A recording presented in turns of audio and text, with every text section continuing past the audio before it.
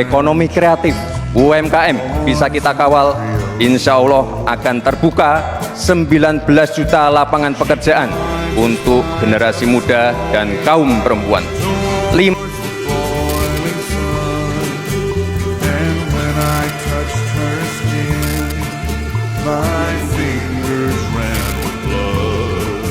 Jika kita lihat kondisi hubungan kerja di Indonesia saat ini, masih banyak masalah yang muncul.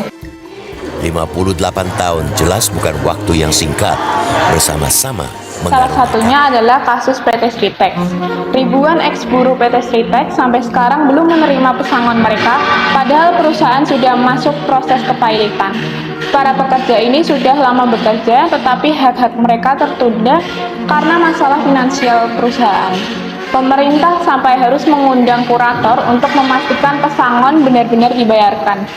Selanjutnya ada kasus pengemudi ojek online. Para pemudi ojek online terus turun ke Kementerian Ketenagakerjaan untuk menuntut THR yang seharusnya sudah mereka terima. Perusahaan belum memberikan hak ini, padahal secara hukum THR wajib dibayarkan setiap tahun. Dari kasus-kasus tersebut muncul pertanyaan penting, yaitu apa saja sih masalah yang muncul dalam hubungan kerja, lalu mengapa masalah itu bisa terjadi, dan celah hukum apa saja yang membuat hak-hak pekerja sering terabaikan.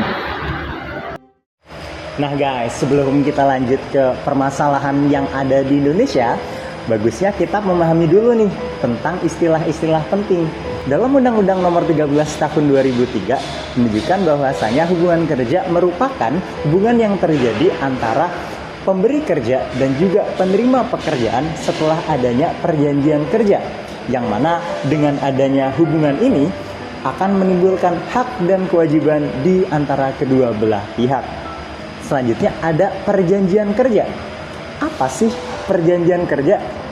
Perjanjian kerja merupakan perjanjian antara pengusaha dan juga penerima pekerjaan yang di dalamnya memuat syarat-syarat dan ketentuan-ketentuan dalam pekerjaan tersebut.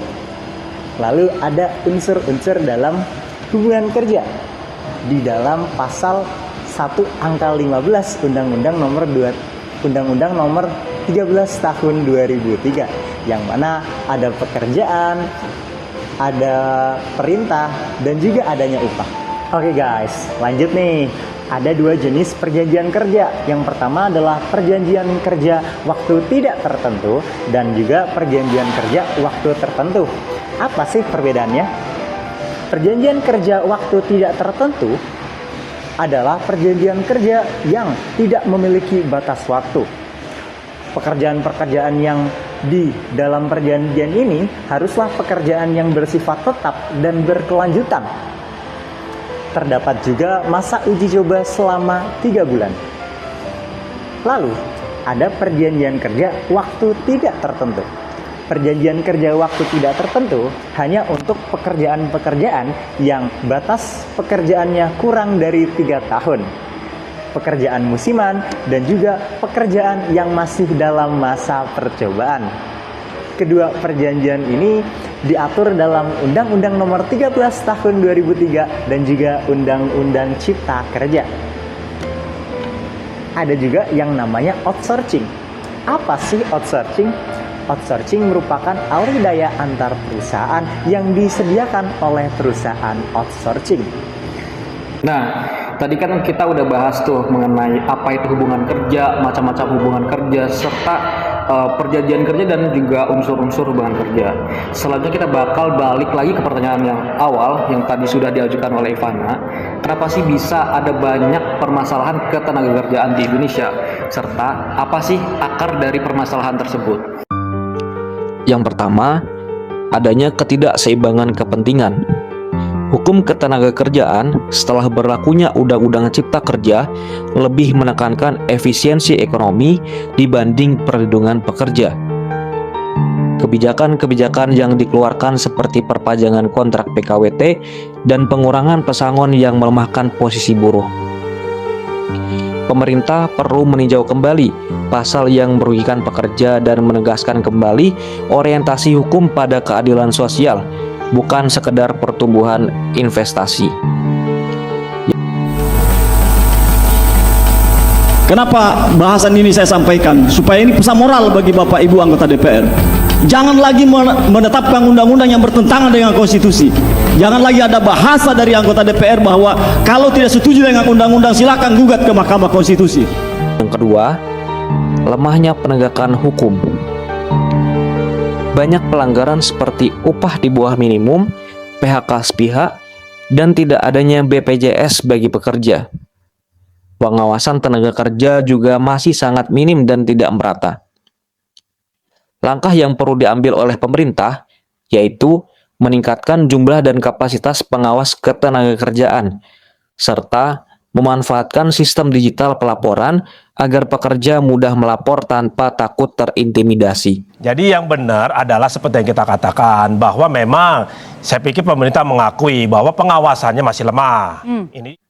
Yang ketiga, perlindungan bagi pekerja informal dan digital.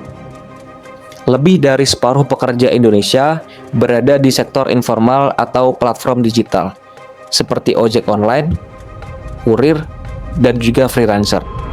Namun belum diakui sebagai pekerja resmi. Negara perlu membuat regulasi baru untuk gig ekonomi agar pekerja digital memiliki jaminan sosial dan perlindungan dasar seperti upah minimum dan keselamatan kerja. Yang keempat dan juga yang terakhir adalah hak berserikat dan keadilan gender. Masih banyak praktik pembatasan serikat buruh dan diskriminasi terhadap pekerja perempuan.